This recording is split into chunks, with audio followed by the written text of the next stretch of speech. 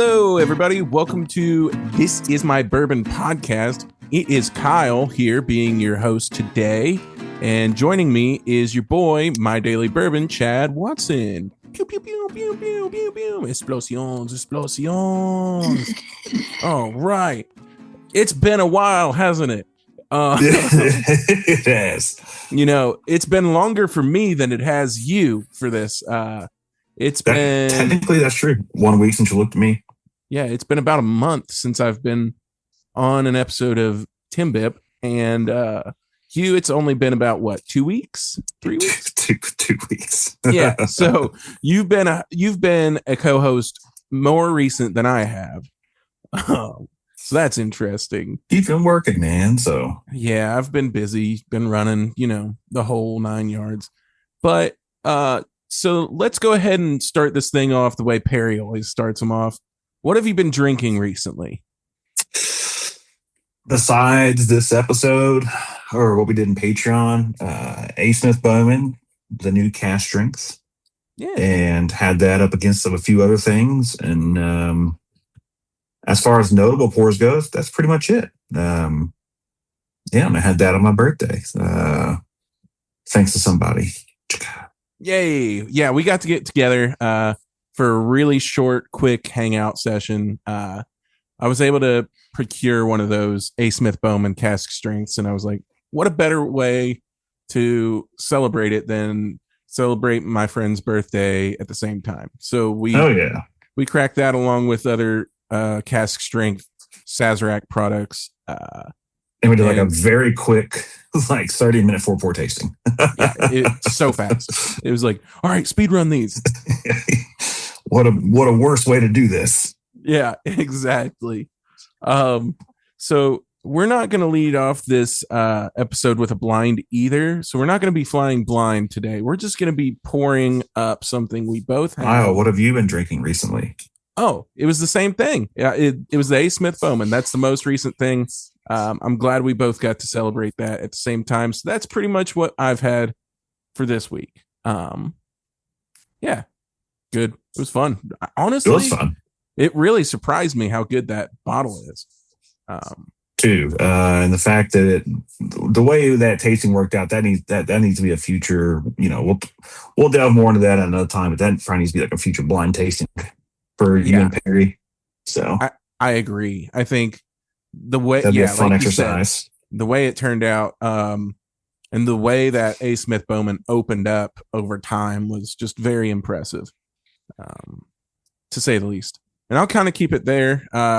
We'll move on to our flying completely non-blind. We're visually seeing and we're flying visual. Yeah, flying visually with the exact same Eagle Rare Liquor Barn pick from, was it last year or this year? I don't know. It's barrel 003.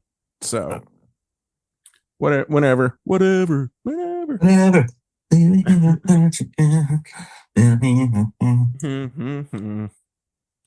And I guess we're going to be sazzing out today. We are totally sazzing out today, dude.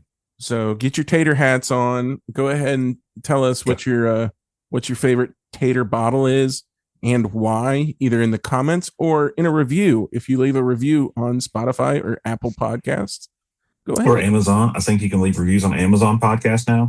Or do a barrel ring telling us what your favorite Sazerac product is and why you can't find it. And that's why it's your favorite. There you go. Hey, where can they send that barrel ring? What's the number for that? That is 859-428-8253, where you can be the third person. Yeah, come be the third person. Come hang out, say something crazy, and come. Chad, you won't believe it. I'm getting grapes on the nose with this. Dude, let me tell you, I'm getting a little bit of grape here, a little bit of cherry cola. He's driving down the 50-yard line. I don't know why I went in sports commentator mode. Turned into John Madden all of a sudden. And then this class, boom. Yeah, grape. It's not cherry. I said cherry cola. I meant cherry Kool-Aid. I'm getting like a super, super artificial sweet cherry. Yeah. I get that too. That's a really good call out. Tangerine. It's very top note heavy, right? It is very top note heavy, and that it's like those are the three things I'm getting, like mainly. Yeah. You remember what was that old orange powder with the Tang, orangutan tang? Yeah, tang. that's what I'm getting. Like It's a kick in the glass. kicking the glass. Kicking the glass is such a good tag. Dude, tang is still around. Tang is still a thing. Yeah. Tang is still a thing. I haven't had. All right, let's try this because either my nose is broken or I'm just getting like the same three notes and like a kiss of caramel and vanilla. Yeah, I think I'm on the same boat with you. So here we go. Cheers, bud. Cheers.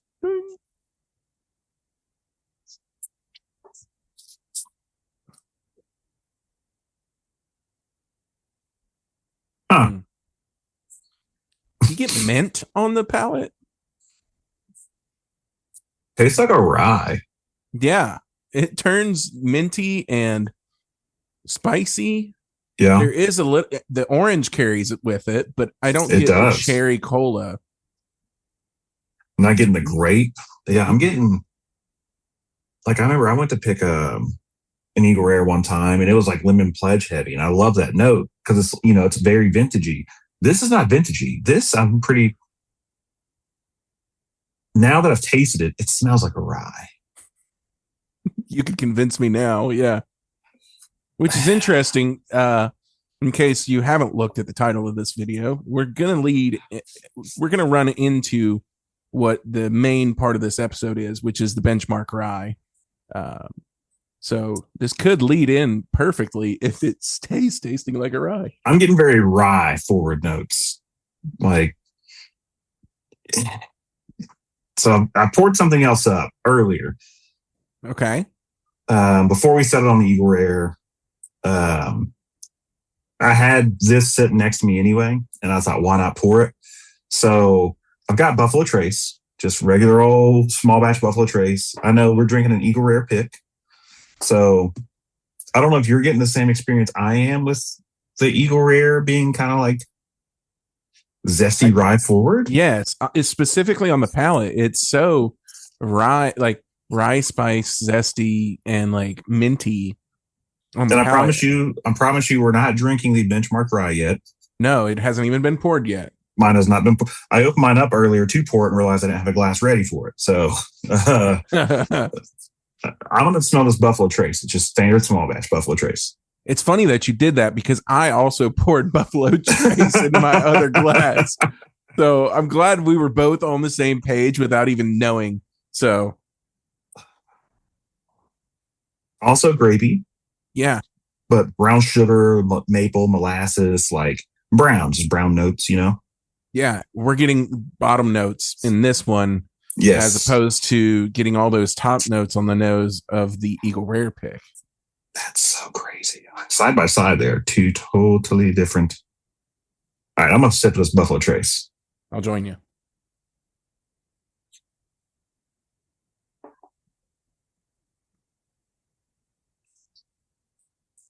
Buffalo Trace.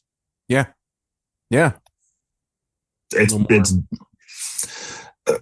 What's funny is they're both the same mash bill. So Buffalo Trace and Eagle Rare are both mash bill 1. I mean, I've picked mash bill 2 versions of those before, and but it's not usually enough rye difference that you would notice that. But I do think it's weird that Eagle Rare, like I mentioned earlier, I've done picks in the past where I've had very citrusy rye present, top note forward profiles, and this Buffalo Trace small batch pretty good actually. Yeah, it's not bad, and it's available everywhere now. Finally, right? Everywhere, yes, everywhere. It's wonderful. Ooh, nice cherry cordial, like the liquid inside. For me, I know that they do it to consistency, but all right, Buffalo Trace, I like. It's good. Back to the Eagle. All right. See, I like the Eagle for its difference. Difference is it's starting to get more musty.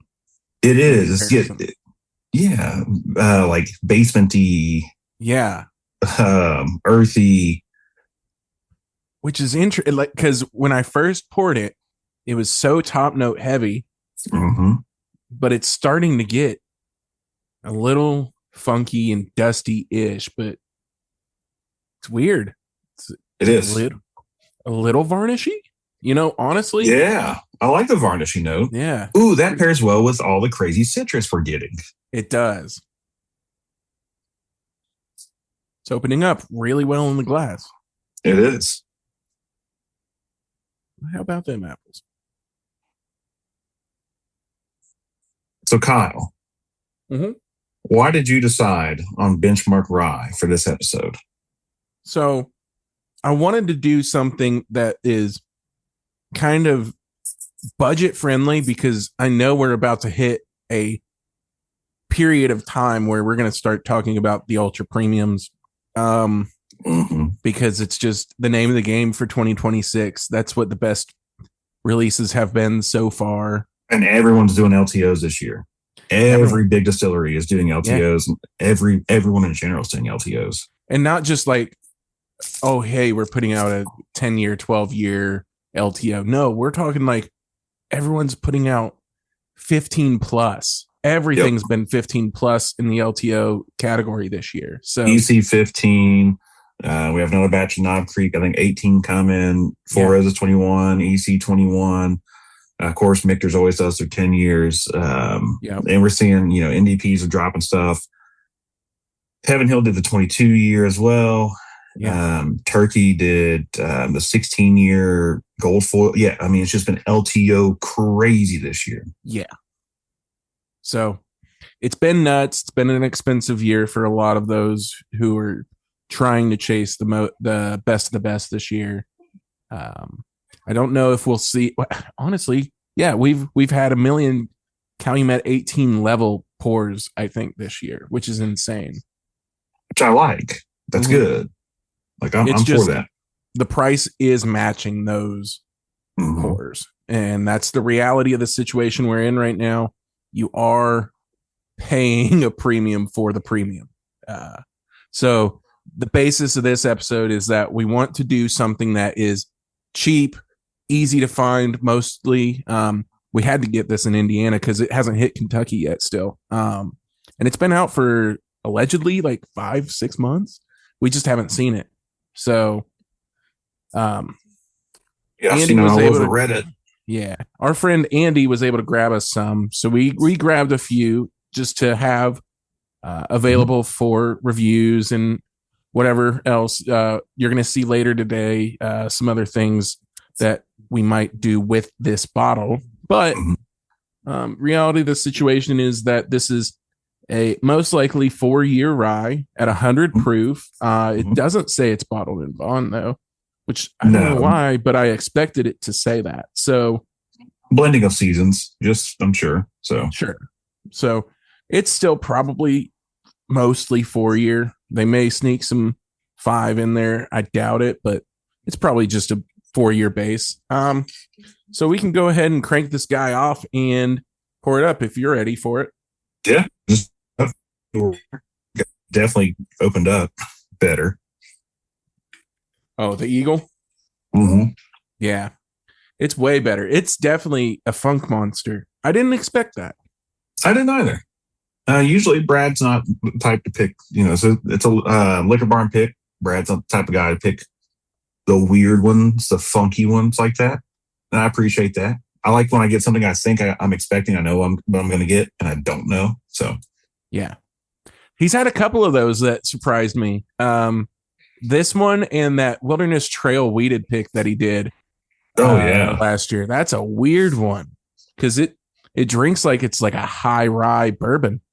It's hot. It's hot on the palate, not hot in like heat. Right. Because it's so char heavy. I think it acts like a high rye Kelvin barrel. And I don't know. It's just such a unique pick for what they typically pick. Oh, I'm jealous of your Andes cup. My Andes cup is like yellow. It's pretty sweet, isn't it? I know. We went there one day and I gotta because you have to get an ice cream in that cup or a milkshake. Yeah. I think I got a malt and I drank the whole thing before we got home. Woo. Speed demon, man. Well, I kind of have to. Yeah, you gotta be fast. I hear you. But yeah, honestly, this was one of my most anticipated releases of 2026. Sounds weird to say, but the most No, exciting thing is like you think Sazerac rye, and it's like, okay, so we could compare this specific benchmark rye to so many Sazerac products that are ryes. we got SADS 90, SADS 100, SADS 125. You got Taylor rye, it's 100 proof. You can do Thomas H. Handy because it's 6-year cask strength or 7-year cask strength. You know, it ranges between there. Yep. And I mean, that's 1, 2, 3. That's 5 products. Yeah, and that's just in the BT category. Then you also bring in the other running mate that came out this year from Sazerac, the 1792 rye. Yep. So there's so many also options. At 100 proof, and this is by far the cheapest one. So of course, coming from Indiana, we had to pay a little bit more for it. But the retail on this is like $17.99 or something, or $16.99. So yeah, $17.99, crazy. For 4-year 100 proof rye. Tell me, sir, what you're getting on the nose. I'm getting Play-Doh. That's a good. Oh my God, that's a good note. Yeah, so it's a little salty and plasticky. You know what I mean?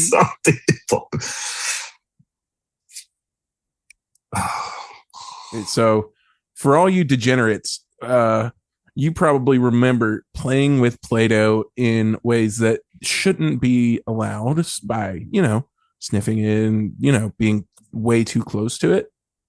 So never ate it though. No, but close to it. It is Play-Doh-y. It's Play-Doh-y, and it's got like an artificial sugar sweetness on the nose. Yeah, like what like stevia almost. Yeah, because it's a little. It has that herbally note to it that I get from stevia. And it's a little herbal and grain forward on the nose as well, but those are very like mid-low tone. So yeah. I am getting a little bit of that anise on the nose as well. Yeah, I can see anise. And keep talking. I'm hunting for ginger. I don't think I'm getting ginger, but I'm looking for it. No, I think ginger would be a nice welcoming on here for me, especially because it needs like, I don't know, like a developed spice. Yeah, I think if we had another spice note, it would probably cut out the weird licoricey Play-Doh. Yeah, I think we would be able to navigate out of that. But whatever. You ready to mouth it, or are you looking to do something first? Need some more nosings? No, I'm just getting my my notebook ready since I'm on my phone, so I can have my scores written down. Good point. Why buy the cow when you can get the milk for free? That's right. We don't call her mommy for nothing. Don't. What are we talking about? I don't know. Who's your daddy? Who's your daddy? Someone from Indiana? That's right. You got it. All right. Nose, palate, finish, monies, total. All right. I am ready. I am fully geared up to go ahead and roll with this thing. How about you? All right. Let's put it in our mouth together. All right. We're going to put this in our mouth together. Hopefully you're watching, but if you're not, just listen. No. That's crazy. All right. Anyways, cheers. Cheers. There it is. There's the rye. What's funny, we were talking about like lemon on the Eagle Rare that it didn't have. This has like artificial lemon, like cookie or cake Yeah, like a note. It's yep. not like the lemon pledge, like a vintagey, dusty note. This is like, yeah, just artificial lemon. Yeah, I'm getting artificial lemon, and unfortunately I'm getting like dill, like an aggressive amount of dill. Mm-hmm. And Mm-hmm. now, full disclosure, we have had this one time off camera before. I've had it a Um, few times, but mostly in hold on, in cocktails. So trying it okay. just in various forms. So this is only like my second time having it neat. Yeah. And I remember distinctly that you said this had a pickle juice note to it on It the does have a palate. pickle juice. It's And yeah, vinegary. Ugh. I'm still getting that. Yeah. I So hate it's, pickle juice. Like I yeah, freaking hate it. I hate it in my whiskey for sure. Yeah, this Usually is, that's a bad sign. That's usually a sign that something is soured, something's gone bad. It's I don't know. I mean, I've had it in a few scotches before, but it's because of like aging conditions, a lot of moisture getting into the barrels, and like mm-hmm. Yeah. That's tough. That's a tough one. And the finish is, I think I'm getting all of the lemon notes on the finish. It stays on my tongue, like it's prickly, lemon heavy. Uh, all of that, like baking spice and like breadiness disappears so fast on the front palate due to yeah, the pickle juice. So it all like kind of disappears into acid as the finish for me personally. yeah, it's very acidic. And what sucks is like if it had like just a couple more layers or like you called out the breadiness, like I wish that stayed there. Even more like grain, just more rye grain coming through something. Like it needs something. Give me a little bit of that, maybe like more brown sugar or clove or black pepper. Like I would love some black pepper in this just to help offset that dill and vinegar note because For sure. that pickliness because it's not great. Yeah, I'm not jamming to this one, unfortunately. All right, Chad. Now that we've tasted through this thing, what do you have for the nose on this thing? What would you give it? I gave the nose a 2 because I thought the nose, even though it's not wild, it's not great. It's below average. 2.5 is average. It's slightly below average. It's a rye. It's around the nose. You know, I wish it had some mint or some black pepper, a little more depth on the nose. But for me, I think as far as the experience of drinking it and smelling it goes, the nose is the best part. Yeah, yep, I agree. I also gave it a 2 on the nose for this. Same reasons. It didn't quite meet like exact expectations of bang on. This is a rye. It kind of missed on a couple notes that would put it just right at exactly what I expected for a rye. So that's where I gave it a 2. And now on the palate, what do you think that is? What would you give that? I give it a 1. Okay, yeah, For every reason on the nose, it got a 2 is why I got a 1. It drinks like a really young. I don't want to say rye because I mean I bought a few bottles of this just for the same purpose as I told you mine's been used cocktails and it's cheap. And if someone's like, hey, I don't have that, okay, well here I got multiples. Here you go. Try it, whatever. Yeah, palate let me down. I hate that dill pickle note. Or I hate the dill note. I hate the pickly vinegary note. And I just kind of don't like the way it tastes neat, which on the side it says this Kentucky Straight Rye whiskey is perfect for your classic cocktail or sipping over ice. So maybe this is one of those where best way to drinks will come into play later on down the road. I see. Okay, yeah, I agree. I think that would be a good use for this. I gave it a 1.5 on the palate, which I thought that was aggressively low, but apparently not. It can always go lower, as Chad would say. so, Yep. um, so I'm slightly above you on that, which then leads to the finish. I'm assuming you're probably down on that same level for the finish here. I am down on the same level for the finish. Also gave it a 1. Yep. Retains all the bad notes. that artificial lemon thing going on, and more of that pickly profile. Like that's all I get. I wish it had, like I said, I wish it had more pep, something, just something to boost it for me. So yeah, I'm at a 1 there as well. Yeah, and that's where I brought a 1 in to the factor. It was the way, and I guess you could take it away from the palate because the dissipation of whatever sweet breadiness we got disappeared so quickly based on the pickle juice note that then led to the acidic finish. But I decided to punish the finish for this, so I gave it a 1. So then that leads us to the price or the cost or the value. What do you give the price cost value? So here's where I have some leniency. It's cheap. I gave it a 4. I can't give it a 5. If it was like a 2.5 on the palate and finish, or even a 2 on the palate and finish, I would have given it a 5.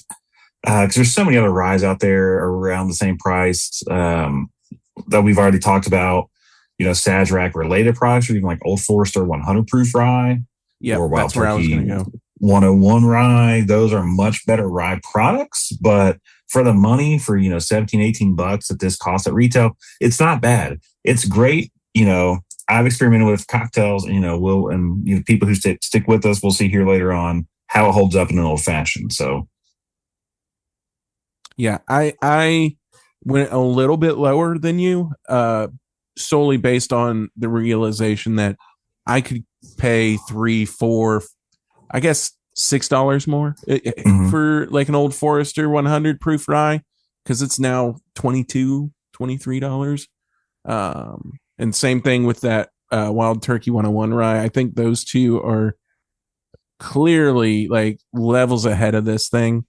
But so I gave it a 3.5 just because I thought it didn't quite get to the point where I was like, yeah, this is an amazing value. It's still a very good value. So that would put me at an 8 as my total. And an 8 for mine. Okay. Yeah, that makes sense. So we're right at the same price point for these. It makes sense. And we didn't even think about, like, you know, old granddad rye. Rittenhouse rye. There's a ton of ryes out there that are affordable, better ryes that probably rate better than this. But I don't know. For you and I both, price wins just because it is cheap. And sometimes I'm a value guy, so sometimes I think it's bad when cheap helps win. But if you just want a cheap product, you're getting a cheap experience. That's kind of how I feel. I would agree 100% with that. Yeah. So, all right. So stick with us. We're going to go ahead and sneak over and get some glasses, and we're going to make an old fashioned out of this thing. And we'll be right back to tell you our thoughts on that.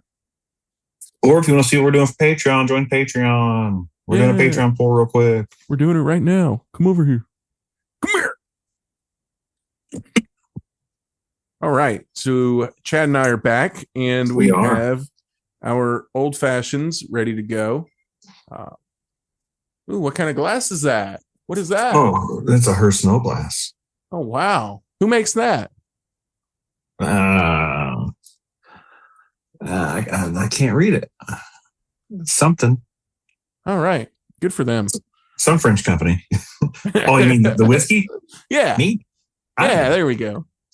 And then I made this with our good friends of It's Bourbon Night, or whiskeyambitions.com. I used a little bit of their little elemental cocktail elixir. I also used elemental elixir, which you can get at whiskeyambitions.com, along with hats, t-shirts, glassware, challenge coins, candles, all kinds of fun stuff. Yeah, baby, cross promotion. That's what it's all about. We're just out here cross promoting each other and loving each other. It's just shout out to the homies. And I think both Chad and I have had this pre-mixed for about 2 hours. So it's congealed and become one. That's right. We just put ice in it real quick on break. So, yeah. You know what I'm getting out of this that I was hoping I would get out of the benchmark rye itself? Some darkness. You know, I'm getting some tannins. Yeah. It's nice. It's the bitters actually giving it like the spice that needs to be a rye, which is crazy because the front of the bottle says bold spice, and I do not Yeah. get bold spice. I don't either. I get everything but bold spice. Waiting for that benchmark wheated though. Come on, baby. Give it to us. Cheers. Mm. Mm.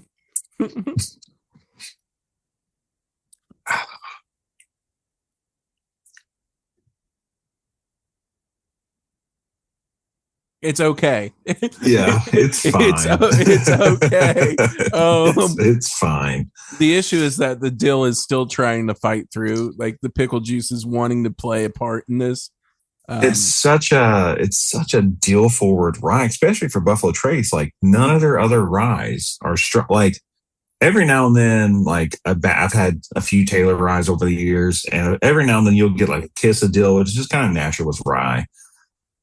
But man, is this deal forward? It is deal forward, and it like the elemental elixir is trying its hardest to cut through with the sweetness and with the tea and the orange peel and all that other fun stuff that's in it. But it's not quite able to pull it through, unfortunately. No, and I always say if you want to make any bad whiskey better, just add some elemental elixir to it. I mean, this is making it better for sure. Definitely, 100%. I think the best way this benchmark would work great is maybe with like Chad and I's Rye Rita cocktail with elemental, but like batched. So you're letting it batch and sit with a little bit of water and get mixed up to thin it out, and it's taking. You're just getting the alcohol more than you are the rye, but man, it's so dill heavy, like you said. I think one of the other potential cocktails you could use, I guess it's not a cocktail technically if you're one of those people, but a sour. I think if you used a sour, you could take that dill pickle juice acidity and match it with more acidity. More acidity, yes. And just see if you can break through with that. And maybe even like do a New York sour with that, do a little wine float to kind of help as well. I think that might be one of the best options with this. So there is still use cases for this rye. There are. And like I said, I've made, several cocktails with this. I don't know how to do this with this Zoom setting I have right here, but like, you see where it's at. Here's a full bottle. I've got it down to there, which when we opened this, we tried it a few different ways that day and poured it down, but, I've been trying to find something to make this like, ooh, it's for that. A sour is not something I've tried yet, so maybe that's where it wins. Could be worth trying, yeah. Especially if you add a little Angostura to your sours, which you should, people. You should always add bitters to your sours, yo. Please. All right. That's about all I have for this episode. I don't know if you have anything else that you wanted to bring up. No, at this point, we're just getting into the closing thing and doing the pitches. So, yeah. So, do you have any high proof hot takes today? No, I don't. Yeah. Me either. I don't, there's no need to talk about the things that are annoying right now because it's all work related for me. And I'm sure that's how you feel too. So we'll just, it is for me. We've been negative enough about the whiskey. So, yeah. So let's make something fun out of this. Let's get a tip and a bit. So what is one of your tips and what is another bit that you would put on top of that tip to tip that bit? The way that I would bit my tip or tip my bit would be do more random events with your friends. Do more boys' nights or girls' nights or, unisex nights or what. Just do things where you and your friends get together. You're stupid. You're fun. You're living up like kids again. Going to concerts, hanging out in the corner, doing something fun, just something you don't do on the normal and the regular thing, and things you don't do when you're hanging out with these same people. Just pick something random, and especially concerts, because concerts are always fun, whether it's a band you like or a person you like, and just do it and just, see what happens. And just, if you're on the street corner sipping a little bit of whiskey out of a plastic 200 ml and you're hanging out on a tour bus, that's certain circumstances, but just do something fun because it's nice. It's a different experience. You're not going to do it every day. And it's lasting memories for everybody. So exactly. I'll piggyback off of that and I'll add to a tip. I'll give my own little variant of that. Basically just say yes. Like if there's something going on and someone asks you to go do it, just say yes. Don't make the excuse. Just do it. The worst that can happen is that you go out and you do it and it's not as fun and you feel awkward. Guess what? The next time it'll be the best thing you've ever done. So just say yes. Just say yes, and it'll be worth your time. I agree. I like that. There you go. All right. Closing statements, I suppose. Where can you find us? Where can you find you? Where can we find you? You guys can find me, and everyone can find me at MyDailyBourbon on Instagram and YouTube. I don't really post on YouTube. I'm starting to try and put the stuff that I put on Instagram on there now. I keep getting copyright strikes for it, but you can also find me on It's Bourbon Night. I am the second Chad. I am extra crispy. So Instagram and YouTube at MyDailyBourbon or YouTube at It's Bourbon Night. All right. There you go. For me, you can find me at Corking Off on Instagram and YouTube. So come cork off with me. I just put out a 12-year-old Willet family estate video that Chad filmed. Banger. Absolutely insane filmography. That's right. We had a pro behind the camera, and I got spit on. Yep, I spit on him. I threw the glass. It got on my shirt. I had to finish the video with a wet chest. I was just. It was crazy. It was honestly insane. And as far as the podcast goes, you can find us on Instagram at MyBourbonPod. And you can also follow us on, let's find all of the things. You can find us on twitch.tv/MyBourbonPod. You can find us on YouTube at This Is My Bourbon Podcast. And honestly, you can find us on Patreon /